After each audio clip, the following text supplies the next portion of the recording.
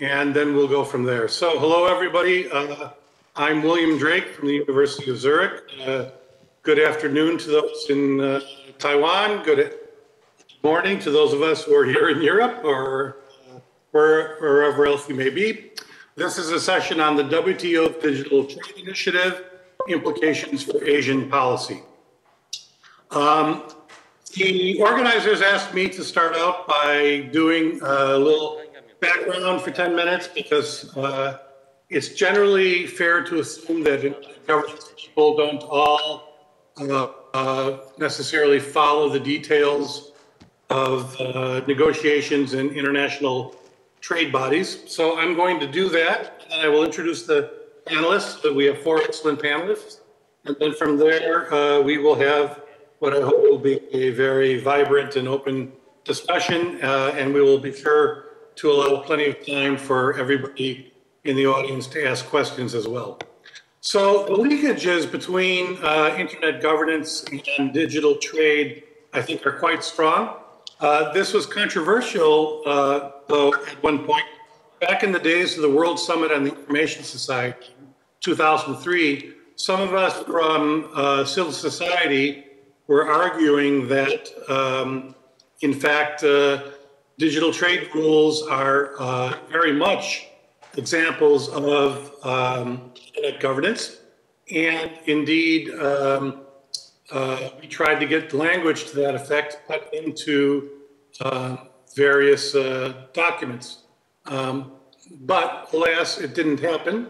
Many of the governments and firms that were involved in the WSIS discussion really didn't want the UN debate to be going into the trade environment. So nonetheless, we included provisions about digital trade in the report of the UN Working Group on Internet Governance that was formed by Kofi Annan, the Secretary General, in 2004. We mentioned trade as an example of internet governance precisely because if you have binding international rules that shape what kind of commercial activity can take place over the internet, that is fully within the ambit of how we were thinking about internet governance, and indeed how I think it is logical to think about internet governance. So I think that there is very much a link there, and I think it's worth bearing that in mind. That said, it is historically the case that people who work in the governance space don't necessarily all track the ins and outs of digital trade. Digital trade is just as obscure and institutionally dense as, say, anything that goes on in can. So just a few words of background so that you appreciate the length of the involvement here. Just a capsule summary. There was a Uruguay round negotiation from 1986 to 1994 that created the World Trade Organization as it is today. And among the various instruments it created, the General Agreement on Trade and Services, or GATS.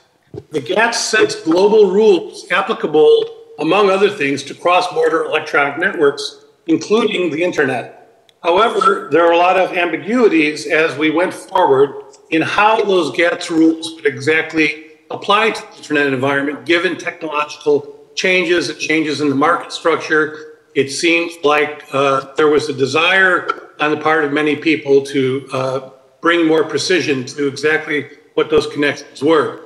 The GATS deal includes both general principles, traditional trade principles, like most favored nation treatment, non-discrimination, market access, limitations on domestic regulatory barriers to trade, general exceptions that trade rules accommodate social objectives like privacy and national security.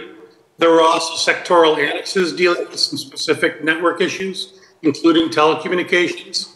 And then you have negotiated schedules of commitments where governments bargain and negotiate. I open up this market to you in exchange for you opening up that market to me. In 1997, the WTO members took things further with a basic telecommunications agreement that amended the national schedules of 69 countries to liberalize telecommunications, including the leased circuits and private networks that are used for the internet. So that's quite important actually to helping the internet grow. So the linkages between trade policy and the internet, I think, become quite clear there. From 1998 to present, there's been an electronic commerce work program that has attempted to clarify and elaborate on the application of the GATS and other WTO instruments to global electronic commerce, but unfortunately, those negotiations have moved very slowly. There's been very little progress. Can we go to the next slide, please? So, meanwhile, while that was going on, next slide, please. Yes. So while that was going on, we had the growth of concerns about rising digital protectionism as more and more countries began to adopt provisions that would limit electronic trade over the internet. And many people felt like the GATS had gaps due to technological and market change. Many of the new kinds of developments like platforms and so on were not envisioned when the GATS was agreed in 1994. So the feeling was more needed to be done to make the rules more specific for how commerce was conducted over the internet. And indeed, many governments began to adopt blockages to particular kinds of network-based transactions or platforms. With the multilateral process fairly stagnant, there's no progress really going on in the e-commerce program, many governments began to launch agreements outside of the WTO, so-called multilateral free trade agreements that included digital disciplines. It was easier for small groups of countries that were more like-minded to reach agreement on some of the key points. And so a number of free trade agreements emerged in recent years that included disciplines on such issues as cross-border data flows, privacy and data protection, forced data localization, the forced disclosure of source code, and so on. Examples of some of these free trade agreements include the Comprehensive Progressive Agreement for Trans-Pacific Partnership, the CPTPP, which the U.S. dropped out of under Trump, and it'll be difficult for Biden to come back soon. But many Asian countries are party to that. The U.S.-Japan Digital Trade Agreement, the U.S.-Mexico-Canada Agreement, and some of the proposed agreements that are out there now, the proposed U.S.-Taiwan Agreement and the Regional Comprehensive Economic Partnership all deal with digital trade to varying degrees. So the growth of these multilateral deals helped to catalyze a renewed and controversial effort to get more global rules negotiated under the WTO.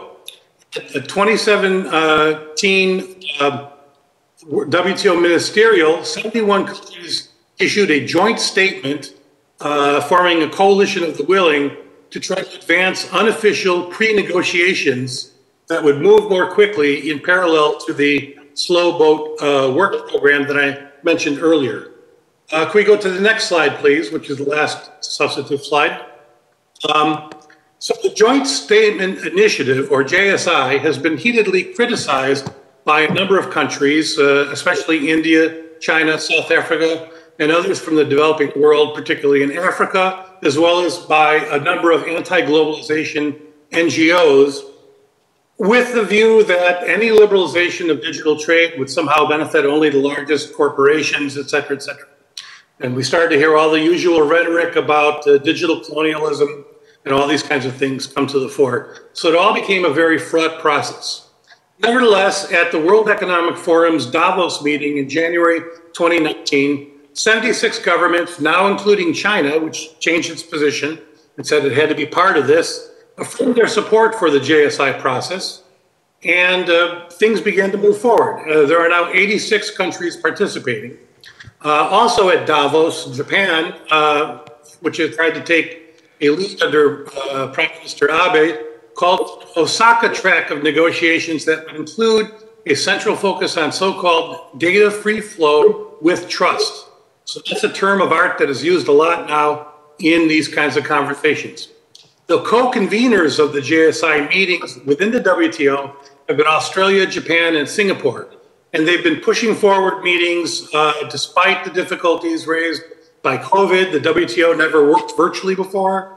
So they've had some troubles moving that, but they are moving. The negotiations have also faced a lot of controversies and difficulties between, as you might guess, the United States and China, given what Trump's been doing, the US and Europe over privacy protection and how that would be reconciled with trade disciplines and so on. Nevertheless, the process has moved forward with difficulty. We're hoping to have a consolidated negotiation text by the end of this year, which would then serve as the basis for governments to try to strike a deal, those who are willing.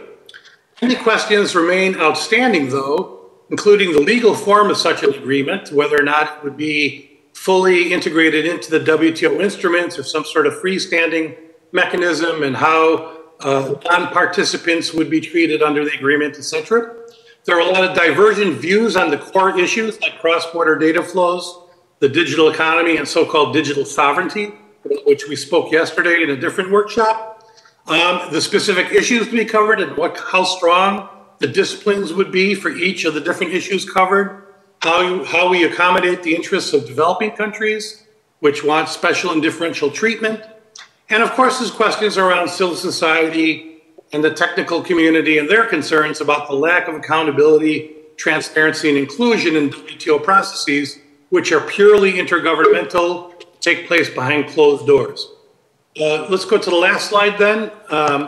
Some overarching issues then that arise from this. Taiwan and other countries like Singapore, Japan, and Australia have sought to balance national policy objectives with the promotion of open flows of data and digital trade. Other countries like China have favored outcomes that lean more towards, allowing them the ability to protect their industries from foreign competition, but have some measure of liberalization in the areas they like. So it's been very difficult. So some questions we're going to want to think about is how successful will the initiative be in terms of addressing the differences among all these different parties? How might an agreement or the failure to reach an agreement impact Asian policies in particular, as well as the stakeholders from across the region in all sectors? How would a new agreement interface with the multitude of minilateral, bilateral, or regional trade deals that have agreed in recent years that include digital trade provisions? How coherent can we get this regime complex to be of different mechanisms? And finally, what would an agreement or a failure to reach an agreement mean for the wider evolution of the global digital economy, internet governance, and the balance between national, global, and commercial, non-commercial objectives? So there's a lot at stake today that has a real impact on internet governance. To discuss all these issues, next and final slide, we have 4 excellent speakers. We will begin with Ms. Neha Mishra, who's a postdoctoral researcher at the Center for International Law, National University of Singapore. Neha will give you an overview of what's on the table in the JSI. Then we'll turn to Professor Sai-Feng Chen, Associate Professor at National Chiao Tung University, am I saying that right? Who will talk about how the JSI implicates situation in Asia.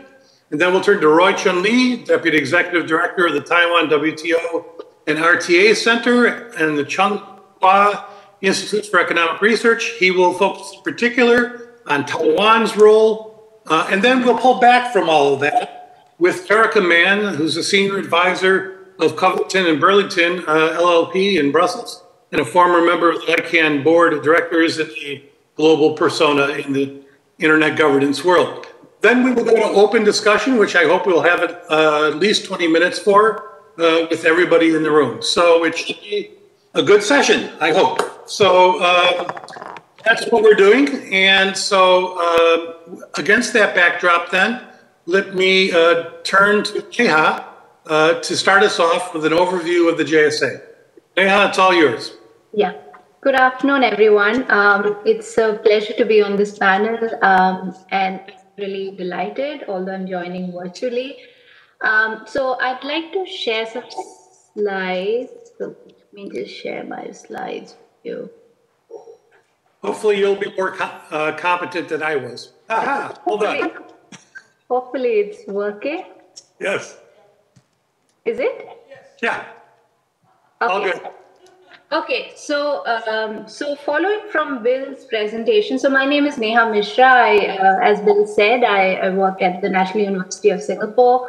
And what I will look at very briefly is to provide you an overview of the JSI negotiations, some of the key areas of negotiations, and also just highlight very quickly some of the dynamics and the possibilities in the negotiations. I know my co-panelists will look at it in more detail from an Asian perspective. And also specifically also from the perspective of Taiwan. So let me straight away jump to the key areas of negotiation. Yeah.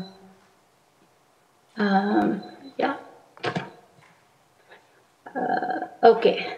So up on the screen, you can see all the main areas that have been discussed at the WTO under the JSI initiative. Now, if you look at this, the kind of issues that have been all put together under the JSI discussions, some of them are very traditional trade issues, like things like non-discrimination and market access, which Bill was talking about. And many of them are also quite new age digital issues, especially on cross-border data flows, data localization, or source code disclosure. And therefore, there's a lot of things that different parties are bringing to the table, because JSI has 86 countries currently, 86 members currently participating, and all of them don't come from very similar backgrounds. So while you have very developed economies like the EU and US, but you also have many developing countries and also some LDCs or least developed countries who have decided to join the negotiations. So there are diversity of issues reflecting, of course, what their own needs are. And that kind of makes the negotiations quite tricky. As civil society people, as academic people, we also suffer from one problem of not knowing exactly what is going on in these negotiations, because for the last 1.5 years, most of the negotiating texts have not been made public. So there's limited information. So based on whatever information is publicly available, I've put together this list of key areas. The WTO categorizes them slightly differently, but I'm just going to use this so that it's simplified for everyone to follow. I'll highlight on some of the issues, as I said, which I think are more important from the internet governance perspective. So the first thing is customs duty on electronic transmissions. So under the work program on e-commerce that Bill spoke about in, I think, 1998, countries agreed that they would not impose customs duties on electronic transmissions. So which means every time an electronic transmission went from country A to country B would not impose a tax on it. But this was not a permanent agreement. So countries kept renewing this every 2 years or every time they had a ministerial meeting. And this had gone on for a long time, but for the last 1 or 2 years, there has been a lot of debate around this. Particularly as to what is electronic transmissions.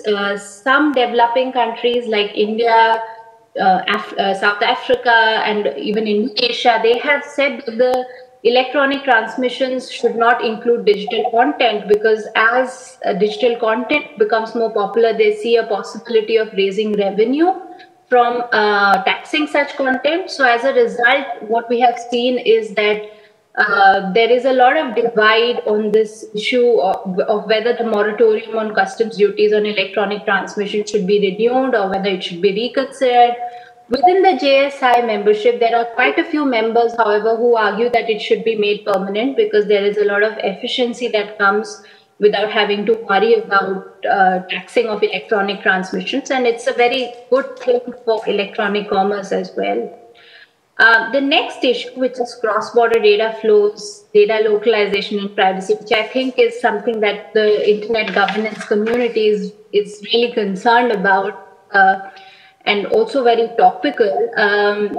And also, as Bill said, an issue where there's a lot of division amongst the members. Now, not all JSI members have proposed text on these provisions. For instance, China has said it should only be explored. There are some developing countries who don't really want or who are not sure whether they should agree to any obligations on data flows and data localization. But for the many members who have agreed to an obligation, or who have proposed, not agreed to an obligation, but who have proposed some text, the basic thrust is that they want to enable the free flow of data for e-commerce and prohibit data localization measures. But this is generally subject to an exception in most of the text, at least text that is publicly available to us. And this exception is quite similarly worded to the TPP exception, which basically means that if there is any legitimate public policy reason or public policy objective for which one country would want to restrict data flows or permit certain kind of data localization measures, those are permissible and not inconsistent with the trade agreement. Now, many of the debates around this issue are, I think Bill already pointed out, but it's usually regarding some key policy concern that the country has. For instance, the EU has been very concerned about the compatibility of its privacy framework, the General Data Protection Regulation, with trade rules, and hence they have objected very strongly to having a provision on, so they have not objected to a provision on data localization. In fact, they have, as far as I know, they have included it in their text, but they want a very wide exception for their privacy laws so that they don't get caught by the obligation. If, for instance, under GDPR, there is a certain level of restriction they need to impose on personal data flows.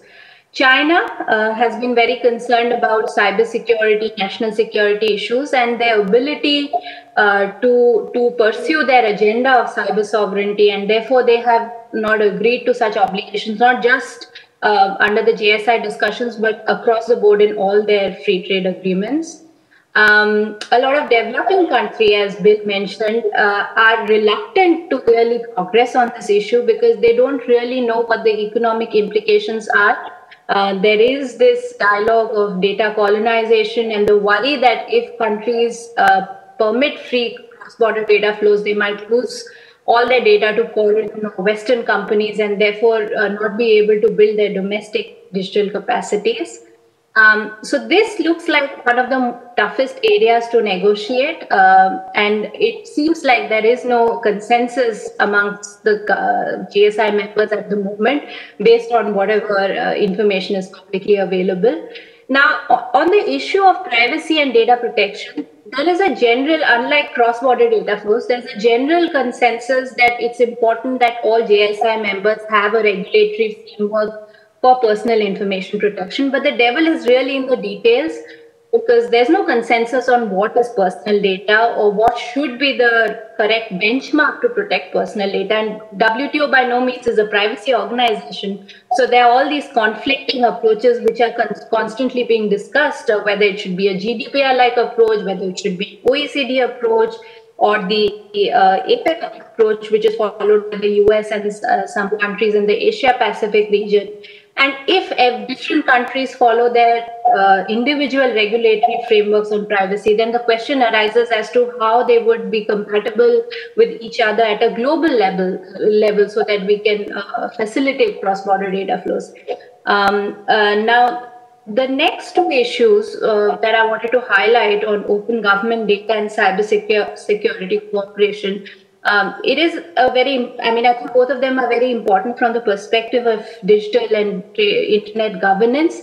But the WTO, whatever text that is publicly available, and looking at the FTA text that different GSI members have in place, these are not really very hardcore binding provisions, but just very high-level provisions where countries are willing, they commit to engage or cooperate on these issues at a very high level. These proposed provisions are still, there have still been discussions around it because many countries don't really understand what that might mean for them in terms of their regulatory practices. Now, the telecoms reference paper updating, Bill already mentioned about the telecoms reference paper and gave you a background. The EU has proposed that it should be updated with the changing times, and they have proposed a lot of considerations around improving or addressing anti-competitive practices.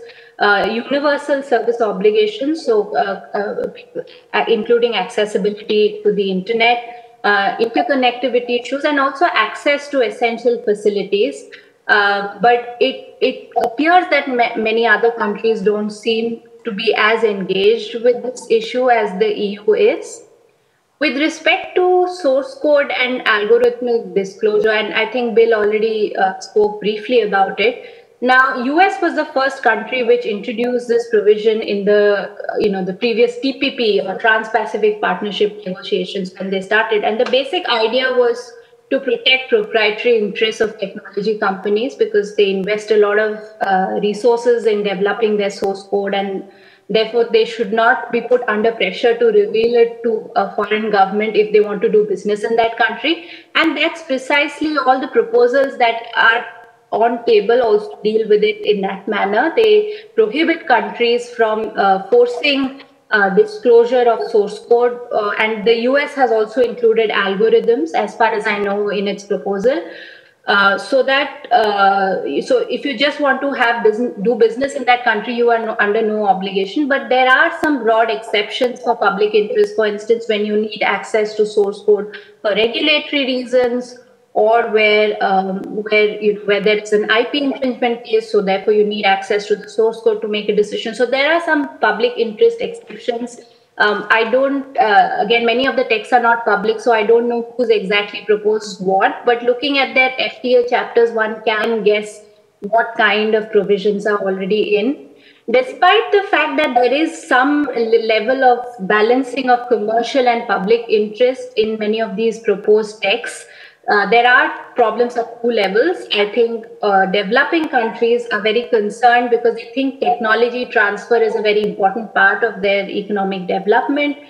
In general, many countries are now concerned about the inclusion of algorithms within the provision because algorithmic decision making can lead to many unjustified outcomes, and countries would like have greater access to algorithms to deal with some of these data ethic concerns. On the issue of online consumer protection and spam, this is especially with regard to spam, the internet community has generally been quite engaged. But the WTO, again, is not the rules that have been proposed by the JSI members for the potential JSI agreement are not actually very strong. It just basically requires countries to adopt a regulatory framework for spam and online consumer protection. There is, as far as I know, no country has really prescribed a specific framework for online consumer protection, and it obviously makes sense because there are other bodies doing it. So it's best to incorporate international standards by reference. With spam, there is some discussion. There had been some discussion on whether it should be opt-in or opt-out. But as far as I know from press reports, there is a rough understanding between the GSI members regarding a potential text that we might see at the end of this year.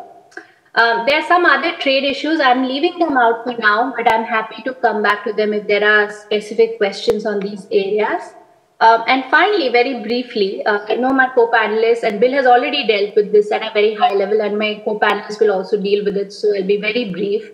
But in general, there is a question of what the legal relationship will be between the JSI agreement and the WTO rules.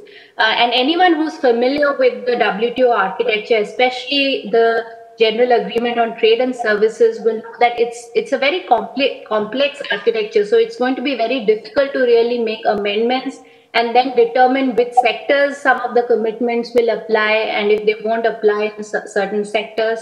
And even within the GSI, there has been a discussion on whether countries should be updating their commitments on specific service sectors, especially on computer and related services. For instance, whether they should have a common understanding of what is computer and related services.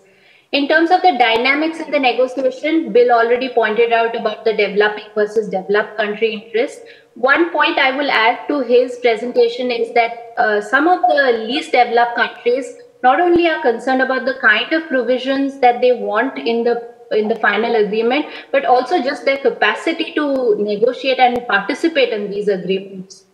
There was a very interesting submission from Ivory Coast in that regard, saying that it's not just market access and regulatory barriers for us, it's just an ability for us to participate. US versus China, most of you are aware of their division on many technology issues. Cybersecurity, data flows are amongst the main issues that are likely to be very contentious. EU versus US, they are generally well aligned, but when it comes to privacy, they don't really see eye to eye, and that's going to be a very important factor in the negotiations. Some of you might know that the EU-US had an arrangement that enabled data flows between the two countries, which was recently invalidated by the European Court of Justice. And there are some other issues I've just briefly pointed out in other regulatory domains or in other free trade agreements or ongoing free trade agreement negotiations, which I think will affect how also the JSI negotiations proceed. But I know my panelists will keep to it. So that's how, I mean, and finally, with regard to what kind of an outcome we'll see, I think it's unclear at the moment, but it seems difficult. And I'm sure we'll get more chance to discuss this during our presentations. So yeah, I'll end my presentation there. Thank you. Thank you very much, Neha. That was really excellent. High data density, blast of information, but it's important to put all those issues on the table so people know the range of topics that are being discussed. And really, many of these are issues that to the internet governance community, I would think would seem rather central. So the fact that they're being negotiated behind closed doors by trade negotiators who have not historically been engaged directly in internet governance issues is, of course, a question that we might want to contemplate the consequences of. All right, so let's turn then to Stefan. If you could tell us a bit about what's going on in Asia and how people are thinking about these issues, that would be great. Yeah. Thank you, Professor Jack, and thanks for inviting me, and I appreciate this opportunity to be here physically to talk about this issue. And can I show my slides? And I'm going to, following on Neha's excellent discussions about the negotiation situations in the WTO, then I'm going to talk about its implications for Asian countries. And as my slides will show, and as everybody is fully aware of, Asia is a very diverse region. So it has a lot of developed countries, very developed in the areas of digital development, but also some countries that are developing and some least developed countries. So their interests and their needs in these areas is apparently very different. So as Neha has previously mentioned, the conflict and difficulties between China and US is one of the issues apparently related to the Asian regions. But also we can see there are many countries, that's just several examples here. But of course, the first point I should point out is the opportunities for growth and development for this diverse region. I think there's no questions about this. So the e-commerce negotiations and the market access and the development of rules for digital trade, if successful, I believe it's going to be very important and very helpful for the economic development of Asian countries, considering it has a very different kind of growth. The resources, the structures needed for this kind of opportunities very different from what has come before. I mean, in the economic sense. So for the diverse Asian countries, as Professor Jay has earlier mentioned, Japan, Australia, Singapore, if we count Australia as Asian countries, of course, they are the co-conveners of the JSI. So they participate very actively on these areas, and they are on the position to push for they are wishing for the success, of course, of this negotiation. And for China, as mentioned earlier, they have a very different approach at the beginning, they are reluctant, they criticize the initiative, but later they decided to join. But they have a very different approach. They have a very different directions for these negotiations. As Professor Jack earlier mentioned, they are more focused on the national sovereignty, the digital sovereign side.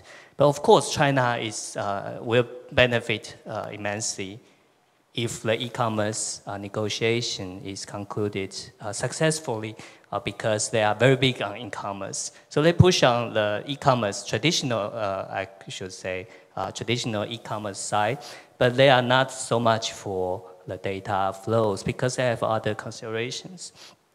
And we can also see Indonesia, who has some very good development in e-commerce platforms within their territory, and also they have some rules they have developed similar to China's. They want to regulate more heavily in these areas, and they have their own ideas about the directions of these negotiations.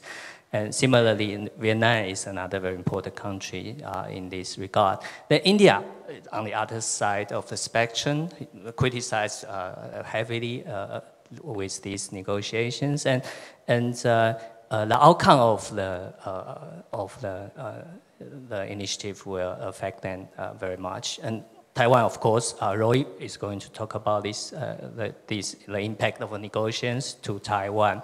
But also, there are many developing and LDCs in Asia as well. And of course, the JSI at the beginning, they have include this concern. The negotiations should take into account their needs.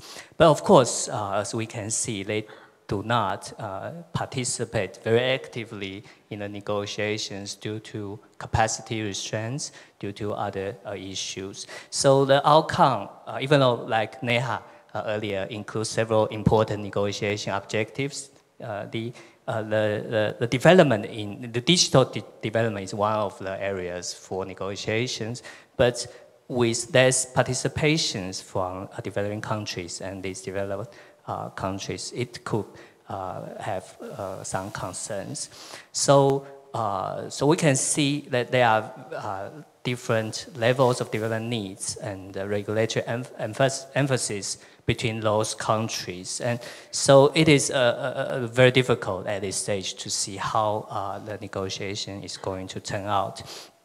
But one concern would be the initiative is about digital trade. So it is actually the topic of negotiations. The mandate is about the trade-related aspect. But its relationship with the concerns of digital development is one area that is many scholars have some concerns in these areas, because the market access and the rules developed in the initiative, the e-commerce negotiations, is it going to be helpful for the development? That is a very big question. Just as I earlier mentioned, because there's less involvement for the least developed countries, for the developing countries, so it could have some that it is not fully taken care of. If that is the case, then the outcome of the plurilateral negotiations may be something that make it even more difficult to achieve, because as I mentioned, the final legal structure of the negotiation, the plurilateral agreement, what it is going to be, it is not certain, I believe, at this stage. So, for example, is it going to be a MFN style plurilateral agreement? So it is going to be open. So, if for these 86 countries, 86 members, or even more in the future, are they going to open or offer those market benefits to other members who doesn't participate or join these plurilateral agreements? So if it is going to be an MFN1, then it means that even though there are countries that didn't participate, but they still can get the benefits, the market benefits, all kinds of other rules provided of this negotiation. Then, of course, that is good, but that is good for those countries who doesn't join. But some of the other WTO members who join and they provide market access, they may have concerns. They may not be willing to do that.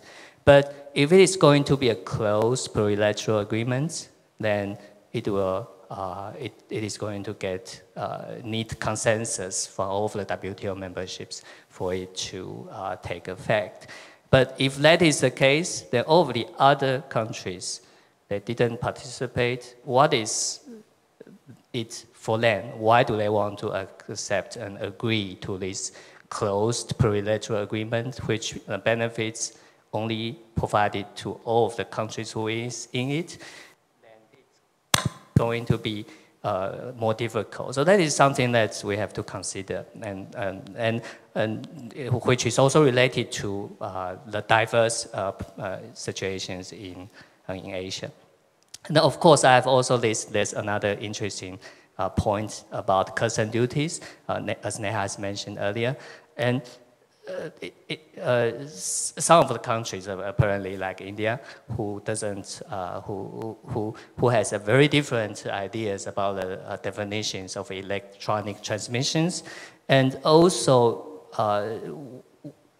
that is also has a very serious implications for the Asian countries, because if, like Neha mentioned, it's about revenues, of course, but it is also directly related to our countries going to like treat foreigner equally. Is it 100% benefit, as some of the countries argued? So, for example, like when it comes to international trade in goods, the physical goods, tariffs is some policy that is accepted, and it is okay to use tariffs to favor domestic industries, the only way that actually is accepted.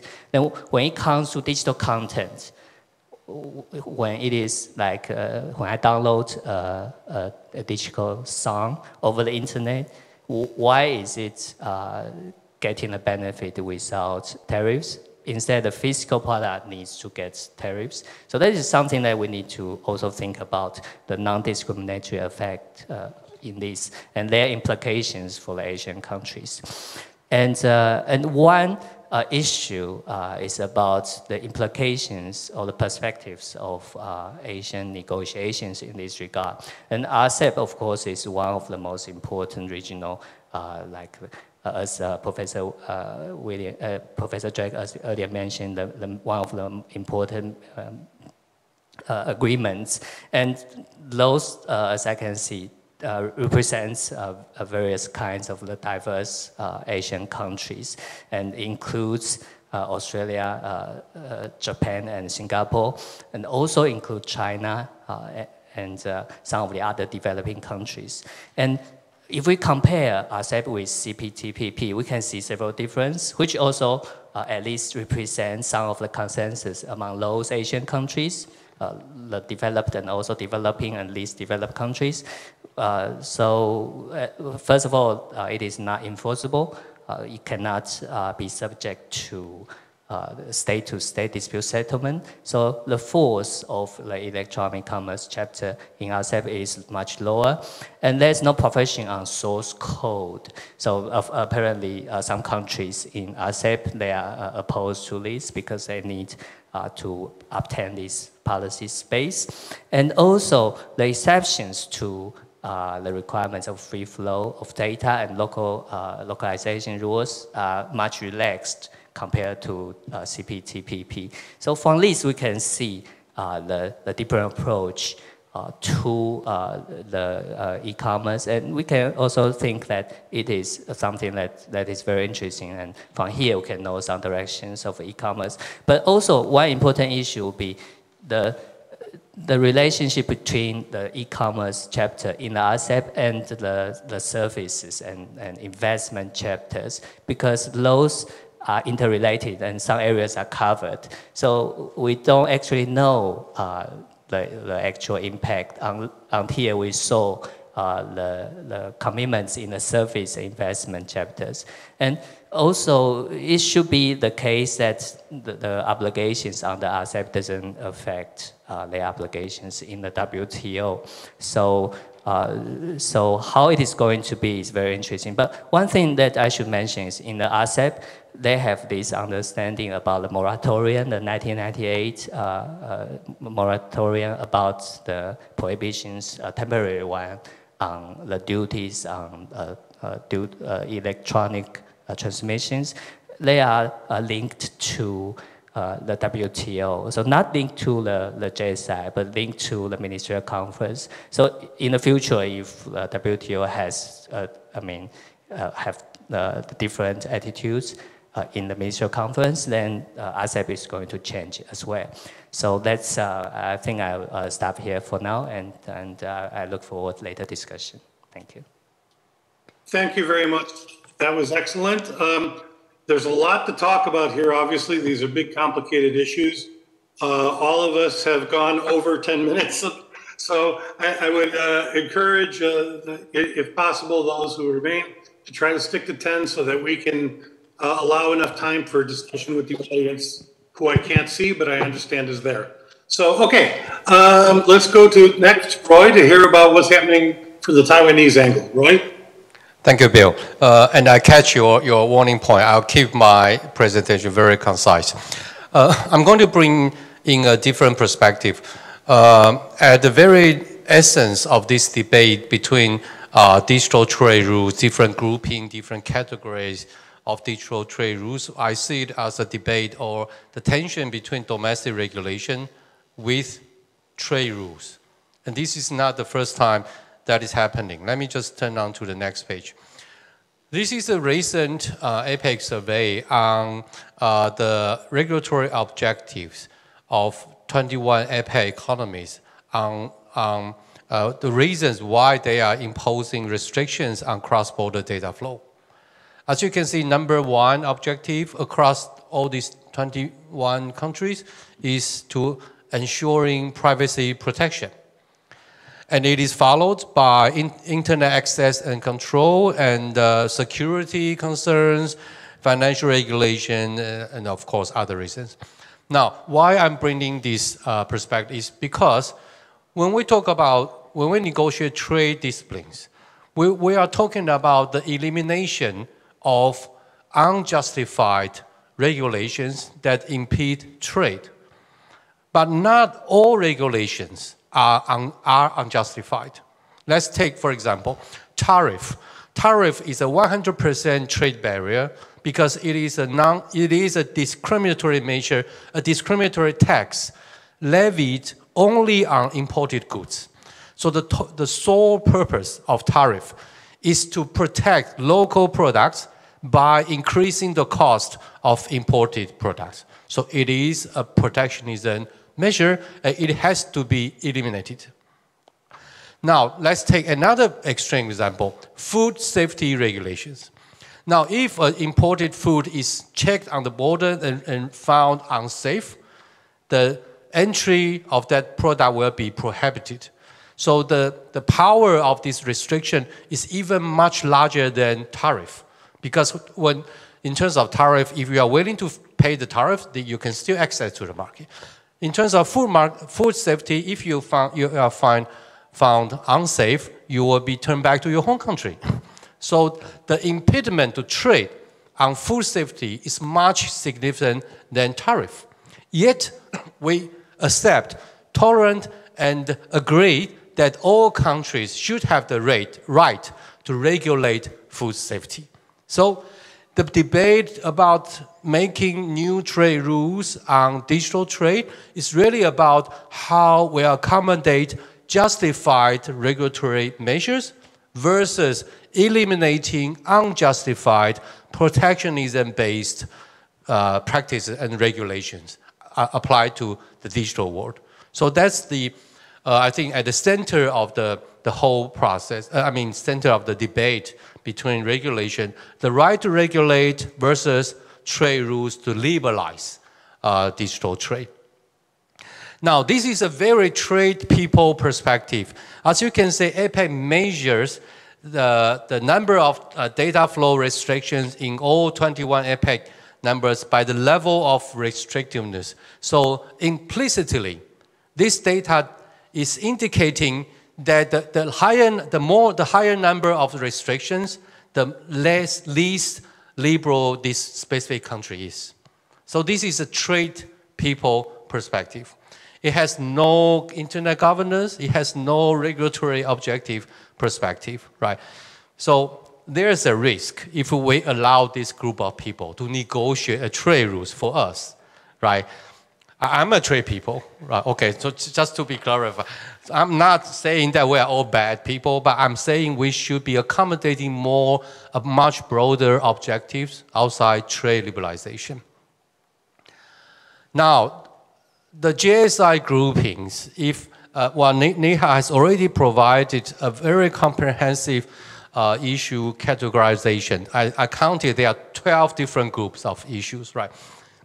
But really, if you look at the GSI, and also look at CPTPP and US-led FTAs, and the EU-based FTAs, and China-based FTAs, you can basically, my basic categorization is that there are at least 3 different groupings.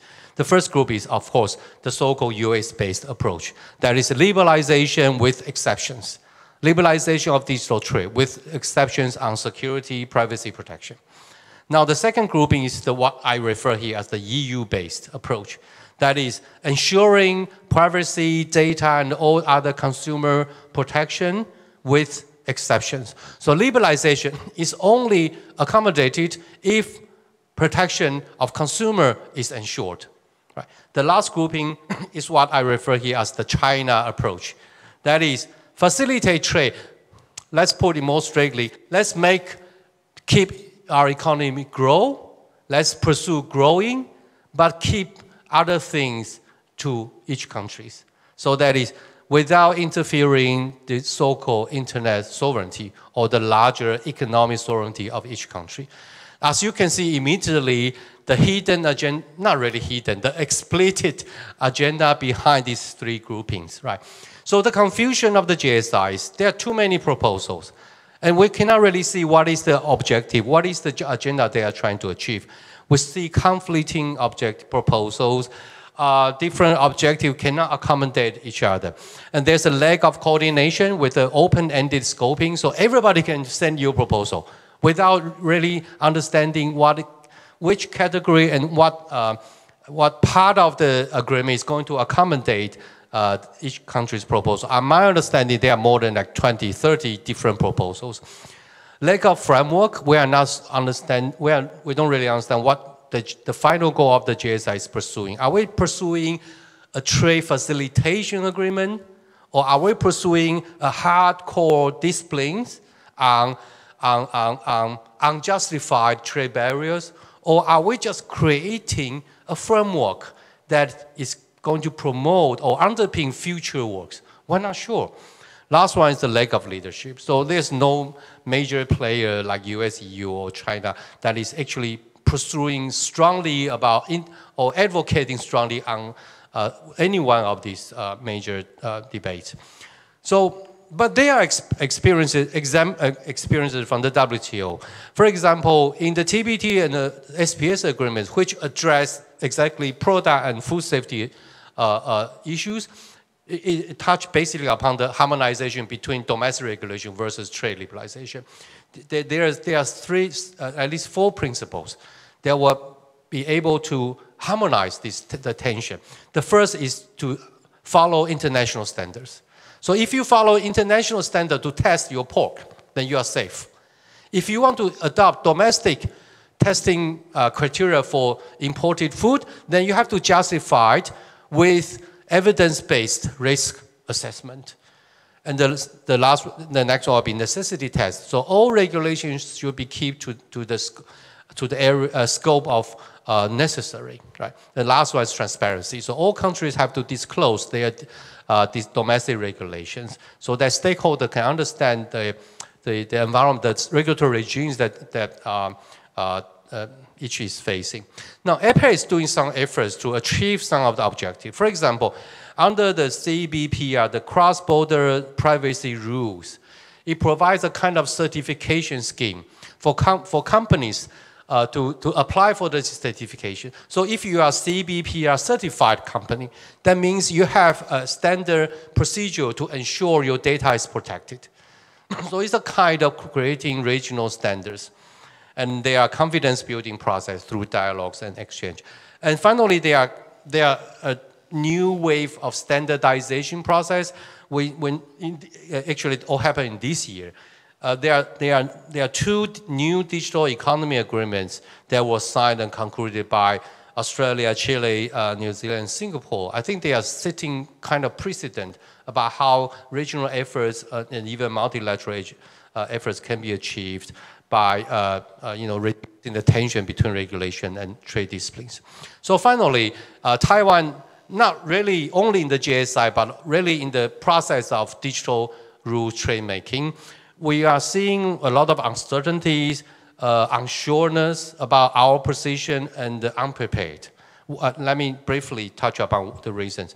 First of all, digital opportunity. Everybody agrees that digital opportunity is important for growth, especially for a very small country like Taiwan. But currently, Taiwan's participation in these activities are more like an observer rather than participating members. And why we're not participating? First of all, we don't really know our position. We don't really know from Taiwan's for example, internet governance perspective, what kind of categories should be what approaches should be Taiwan more inclined to. We're not sure.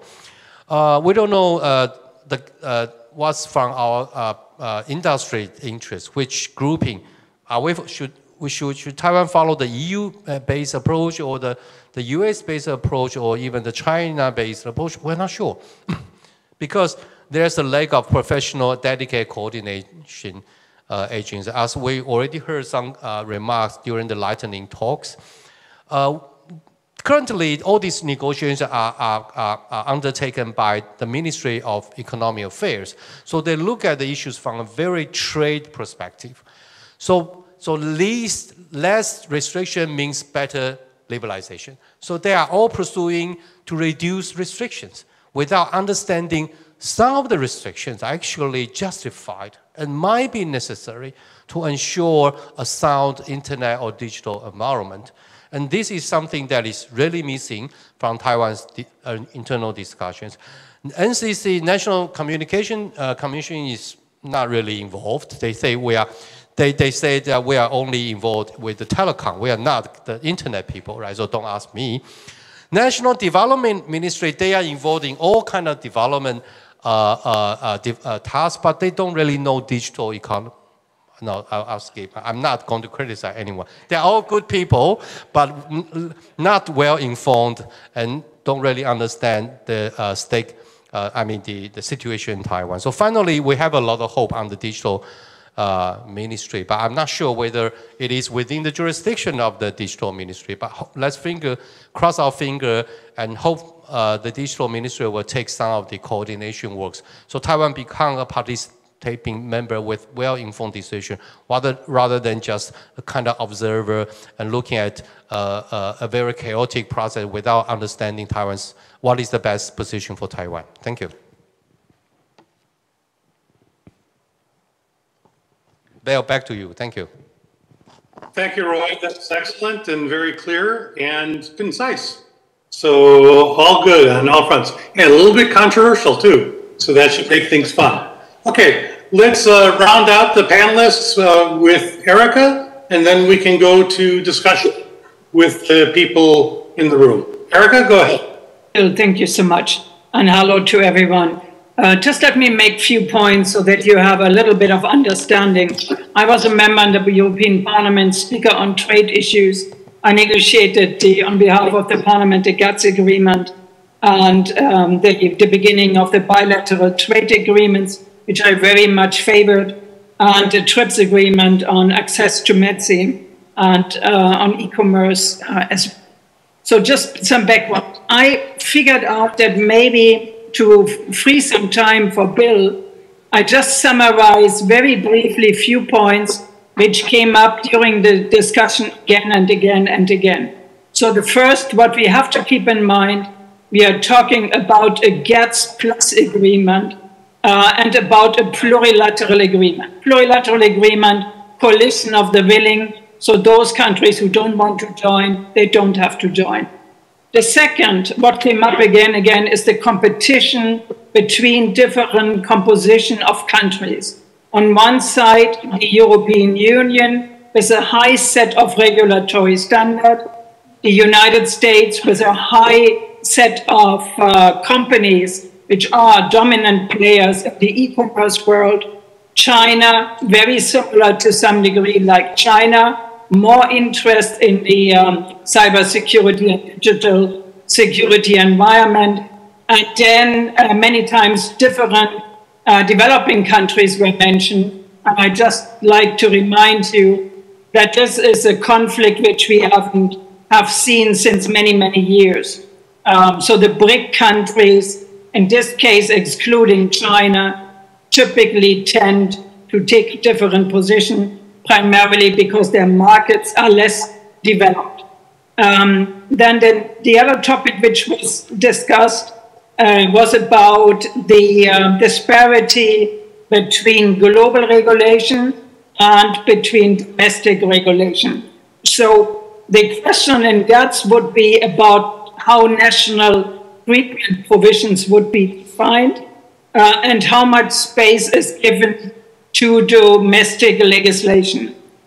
Typically, I would recommend not to worry too much about these kind of issues because you have a plurilateral agreement and you have a lot of flexibilities actually to define your domestic environment. Some concern was raised with regard to how tariff rules can be defined, how data protection rules can be preserved in this environment, and how, with regard to custom duties, provision can be defined. I believe this is all possible in a plurilateral agreement. I don't expect major problems actually arising, the conflict between national treatment provision and a more global agenda. And then the last point I want to make, if you talk about e-commerce, I think you need to take into consideration if you wait too long, if you continue to wait before you shape this environment, you don't have to do it anymore in the future anyhow, because you will have the world divided in dominant players in the e-commerce environment. Doesn't matter if it's goods or services or what some countries call content. It doesn't matter because you will have player primarily from China and from the US dominating this environment, and in certain niche markets it will be players from different countries. So I believe you have a kind of urgency. If you want some kind of rules established and some kind of principles established, I believe you have some kind of urgency. Otherwise, the world will be shaped without these countries who are less dominant right now. What are some solutions I heard saying? I believe, and this is a very established process in the World Trade Organization and within GATS, to work more with equivalent measures, which then will be manifest in certification, which would mean you have different standards, but in certifying that your different standard is equivalent to other standards across the globe, you would be able to actually export your good or your service. I believe that's an established procedure and shouldn't be too difficult to find agreement. Much harder will be market access. If you start talking about market access, it will be much harder, and you will need to have a lot of provisions included in a national treatment environment. Because just take China, for example, I can't imagine that China would accept a provision that would argue all foreign countries would have to have the same right of equal access to their country than their companies have to other countries. That's an ideal scenario, but I think you need to include a kind of time frame to allow this. With regard to market access, and it was mentioned by some of the speakers, you have to look at the balance.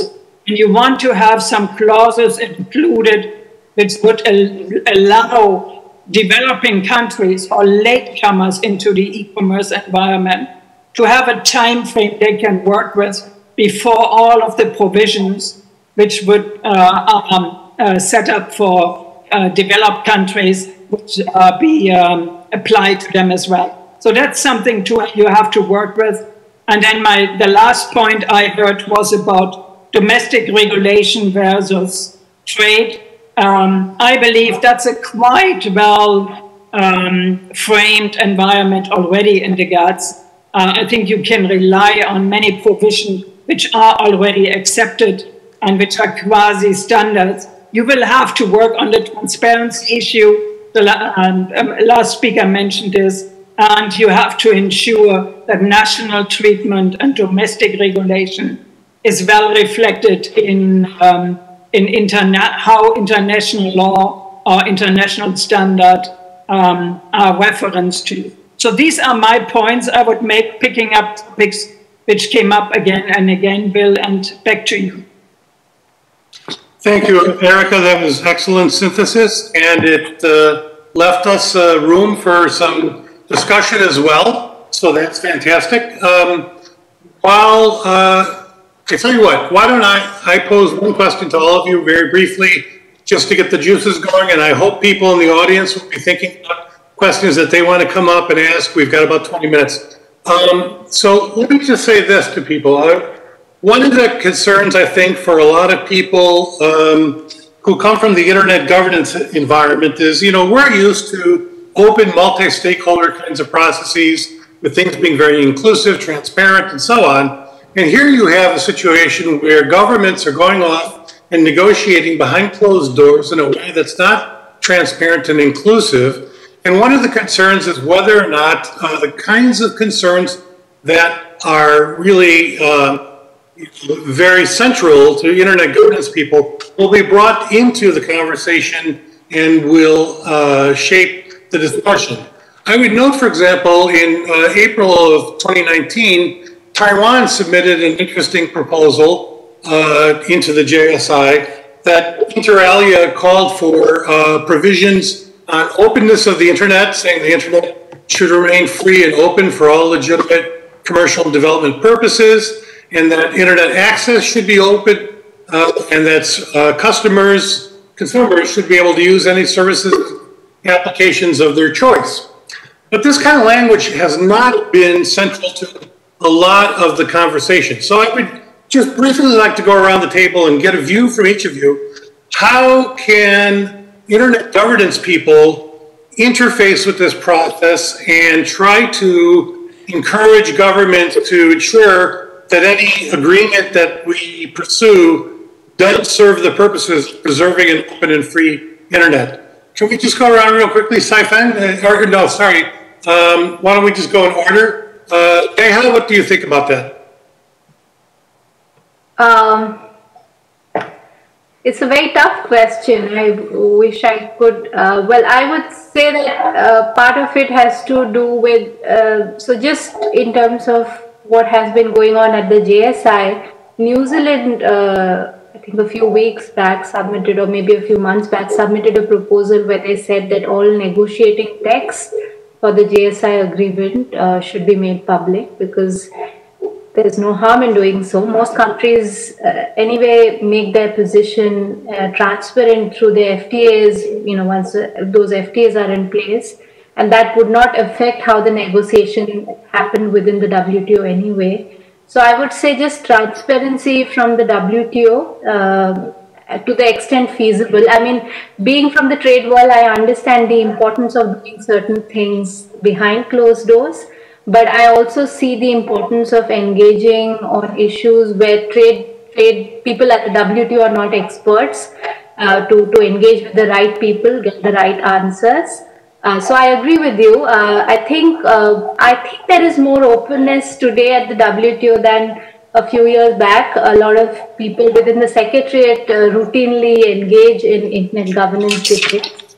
But I think just making the documents more, transparent would give an opportunity for civil society people and internet governance people to provide their contributions, in whichever form that is possible, and that could be then taken into account. So, that's what I can suggest. Thanks, Neha. I certainly agree with you. I mean, frankly, I think it's madness. I mean, I know trade people well, and I know the way they work. It's one thing to say that you have to negotiate commitments to each other behind closed doors. I give you access for my bananas, you give me access to your banking. But why the design of the rules should be a closed-door process is an entirely different question. Saifeng, what do you think? Right. I think based on Roy's category, I'm also one of the trade people. And if we look at the negotiations of the JSI, and we can see that some countries, they show their difficulty in understanding of some of the proposals.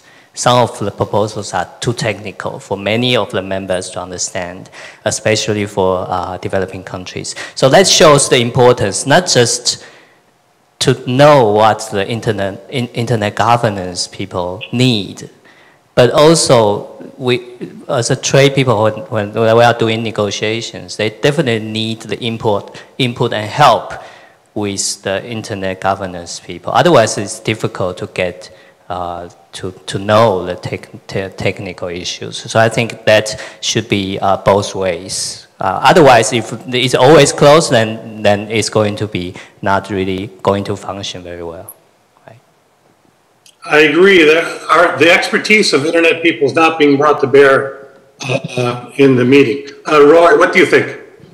Let me answer backwards. Let me start with the open internet proposal that Taiwan joined other countries to submit to the GSI discussion. My understanding is that it is not internet governance approach. It is actually a market access approach. So when we submit a proposal, we are thinking about countries like China, where internet was restricted. Access from foreign websites, commercial and non-commercial websites were restricted because of security and political considerations. So from the trade perspective, it is a market access clause rather than internet governance to accommodate internet governance. But the key is the unintended consequence or intended consequence of that proposal is actually to bring this the objective of trade in line with internet governance, the objective internet governance is pursuing.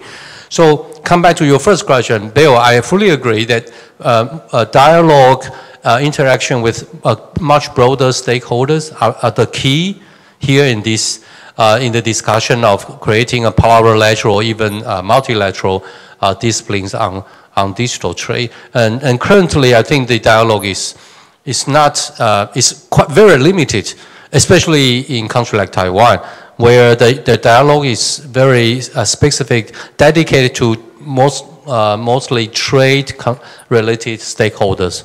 Internet government people are not really participating fully in the process. So yes, there's more efforts need to be done in the process. Thanks. Yeah, I did a project on this for World Economic Forum and tried to foster some dialogue between the two communities. And I have to say that the trade people really are not so excited about having outsiders come in, even though they know that they don't have the technical expertise to really talk in an informed way about source code and so on. So it's very frustrating. Erica, a final thought? Yeah, Bill, I maybe have a little bit more sympathy for the trade negotiators because it's already always quite complex to negotiate these kind of agreements.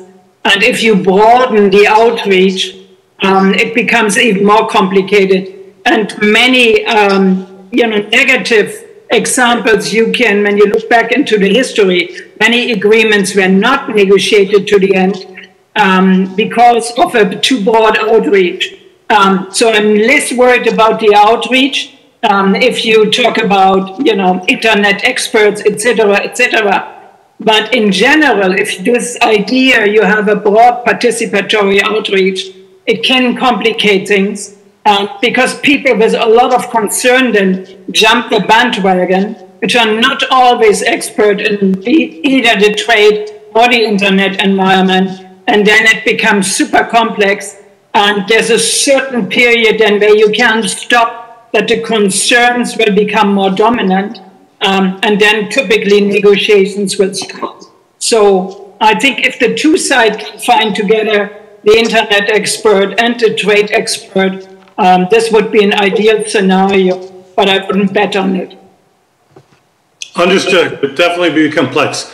Okay, we've got a few minutes. If there are people in the audience who'd like to stand up and say something, please come to the microphone, say who you are, be concise.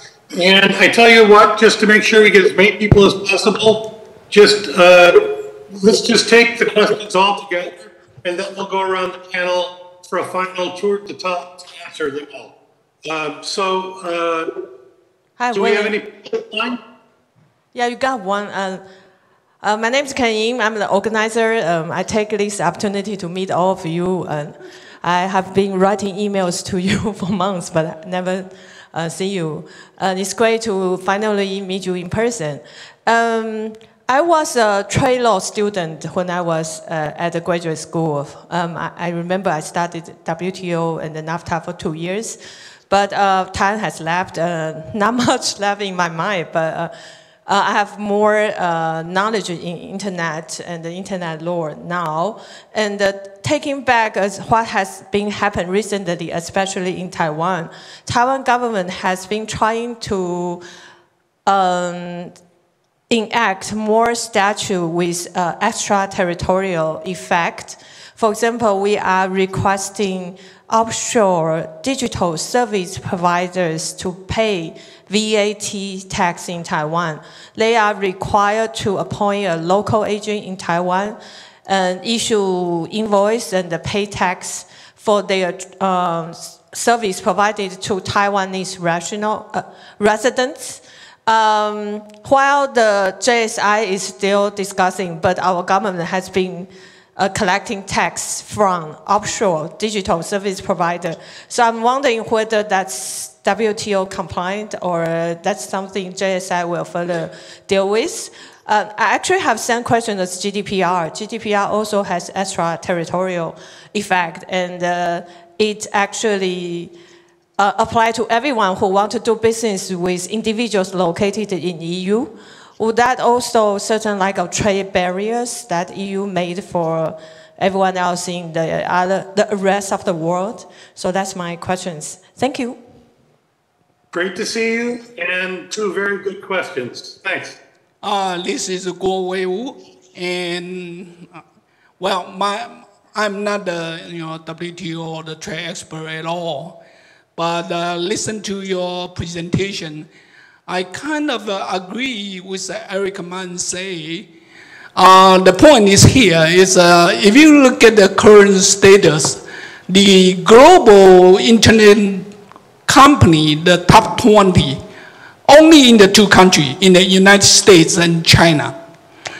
And the problem is you can see that those of American big internet company or China big internet company, they are not only dominate in the US or in China, they also dominate in many places. For example, even in Taiwan, they go through all kind of legal possible, through the overseas license or company and set up their operation in here, and also in South Asia, Asian country. So if the WTO not going to come out with, the consensus of agreement as soon as possible, that will be too late, because those of the big dominant company already around in everywhere, and they already don't care what your agreement is. Thanks a lot. Very interesting question. Yes. Okay. Kenny Huang, Chairman of TWIGF and the Chair of IDN, ICANN CCTLD PDP process. And just one comment, one question. The first comment is, if you're talking about internet governance people and also digital trade, and I think that's totally conflict of policy decision model, because internet governance is talking about multi-stakeholder, that's a bottom-up decision-making process. And for digital trade, I believe, or traditional trade, probably is a very top-down decision-making process. So based on that kind of contradictory from the decision model, I don't think there's not probably potential room for dialogue, but I don't see any easy way to merge the two opinions, put it together, or put it in the same venue. Probably still need to explore more room to see how to merge the two concepts from the two different models. The first question is, I still heard different, probably different requirements regarding to digital trade. For example, like at least from another additional, in addition to the regime you talked about, I heard at least another 3 regimes. One is from open data advocacy. For example, they're talking about open data cross-border policy, and so they try to encourage all the governments to open the data as long as it is open, remain open within their own jurisdiction. That's from open data advocacy. The second regime is from cybersecurity. For example, like the US government just proposed a clean network, such as a clean cable, clean path, and that make sure everything from supply chain should be clean. That's another regime, probably will highly correlate to the data flow as well. And the third regime is come from data safety, especially from cyber jurisdiction. People talking about where the data from, how we protect the data. Should we rely on the local jurisdiction we need to respect the jurisdiction from the data source. So how you consider the different concept, make it more complicated when you're talking about issue like that. Thank you. Thank you very much. Can we take one more and then just go back to the panel? Okay. My name is Ken Win Shi, and today is a great honor to be invited to the podium. And I have a question for Mr. Zhaifang Chen. As you indicated that there might be some, a lot of implication for Taiwan to take into the consideration of the digital development. What's your suggestion about Taiwan's key strategy? What kind of group that we should join? Like you mentioned about India, or China, or other countries in Asia, like Vietnam. Which country might be, maybe in a more technical sense, which country that we should join that group to enter into further discussion? And what kind of sector of service under the WTO framework shall we be, our government urge this semiconductor industry or cloud computing industry to represent the majority of Taiwan's business organizations. So to summarize that, which country for Taiwan's maybe for future negotiations we should join in, maybe in which group? And second is about the sector that you think is the key or targeted sector that Taiwan's government should urge to put more efforts in digital trade negotiation. Thank you very much. So we've had 4 very good, concise and clear questions. We're running out of time. I don't know if the organizers will allow us to go a couple of minutes over. But I'm not there. But let's go around the table and people just pick up on whichever the questions you want and offer 30 seconds in response, maybe. Bill, can I just first jump in? Because on the question of the WTO consistency of the VAT tax, my center has offered a formal analysis on that for the Taiwanese government. The conclusion is 100% consistent. Simply because the WTO rules on domestic taxation regime is as long as you are non-discriminatory. then it is consistent with the WTO rules. So the current VAT regime applying to offshore e-commerce operators is non-discriminatory. Of course, the de facto effect of that implementation might face some debate, but the system itself, and it is actually consistent with the OECD guidelines on offshore e-commerce operation on VAT. So I'll stop. I'll just answer this question. Thank you. Okay. Actually, I think there were some other questions that were sort of to you also, Roy, but well, let's just go around and if there's time, you can jump back in. Saifan, you want to say something? For all the questions? Okay, without particular order, first of all, I agree with Erica about the urgency of it, and I also agree with Chairman Wu about this, the dominant development. It is something actually also outside of the control of individual country, because the big tech, because of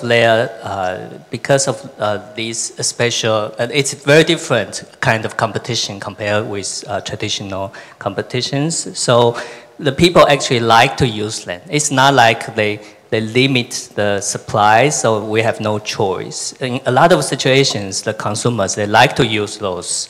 So the governments need to focus on, I think, to ensure that there's alternatives, possibilities. If there's a new companies which can provide competitions, we should support those instead of allowing companies to purchase those.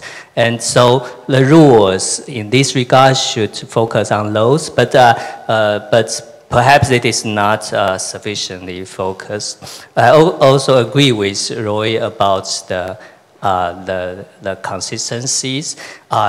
Some countries try to do similar things or more serious taxations for service taxes, like India, like some of the other countries. And the United States is very unhappy about it, and they wanted to do Section 301 investigations on those. And but the current WTO rules is probably fine as long as there's no discriminations on that part. But of course, the Americans, they are arguing, for example, about Indian service tax. The argument is that they have de facto, in fact, they are targeting United States companies. That's another discussions. And about the GDPR, perhaps there's some discussion about whether it gets consistent. It depends on certain sectors, depends on the modes of, but the major issues may be the adequacy decisions about with regard to the implications of the MFN obligations. So if a country which is provides similar protections to, for example, Japan, but doesn't get adequacy decisions, it could have an argument. There could be an argument that could have some problem with non-discrimination. But of course, EU doesn't accept that. That is one argument. And about Hui Ying's questions, which group should we participate? That's Roy's earlier question. The government doesn't know. Then I don't think I can just answer. There's a question, but I just want to say that it involves a lot of questions other than e-commerce. So for our government, when we try to decide which group to join, a lot of geopolitical issues, not just the internet governance or not just the trade interests involved. I think I will answer to those questions. Thank you. Okay, great. Neha, do you have something quick that you could throw in? Just, I think Saifan already covered many things. Just on the competition, I mean, a lot of questions were around competition and tech platforms and what to do about it. I'll just like to remind that the WTO membership had decided a while back, a long time back, that they would not include competition law within its mandate. And a lot of the answers are in competition law. So I don't know what the capacity of the WTO would be to deal with those issues. And even when you look at like the CPTPP has a competition chapter, but if you look at it, it won't really be very effective in dealing with some of the issues with respect to platform dominance in the digital sector. So I don't see many solutions on that front coming from the WTO. Thank you, Neha. Erica, final word from you? Few comments. And Kenny, I believe if one focuses on a narrow set of digital trade rules, I believe one can make progress. There will be very likely a new government, US government, and I expect them to look into these issues with fresh eyes. The European Union will be willing to look into it because they see more export opportunities in certain sectors than previously. And of course, many other players are interested in the topic. So my advice is focus on a narrow set of digital trade rules, and it should be possible to achieve something. Keep in mind the mind of trade negotiators and internet negotiators is very similar. Both have a very technical mindset, so it shouldn't be too complicated. My final point will be the lady. She was the second to put the question forward. She mentioned she sent us emails. I was trying to find it, couldn't. Maybe she could resend it to this group or to the organizer of the session, and then we can review it again. I wasn't understanding her question, so would like to see it. Back to you, Bill. Okay, thank you, Erica. As the American on the panel, I just want to say, it's not that we will likely have a new government, we will have a new government, and thank God for that. So I'm a diplomat, Bill, so I'm always cautious. So the Constitution will hold. So listen, everybody, we're a little over time. Obviously, we could talk for a lot longer, but I know you have another session or something to go to, so we should stop. Thank you for hanging in there with us all. Thank you to all the panelists and all the audience members. I thought it was a very good session. So thanks much.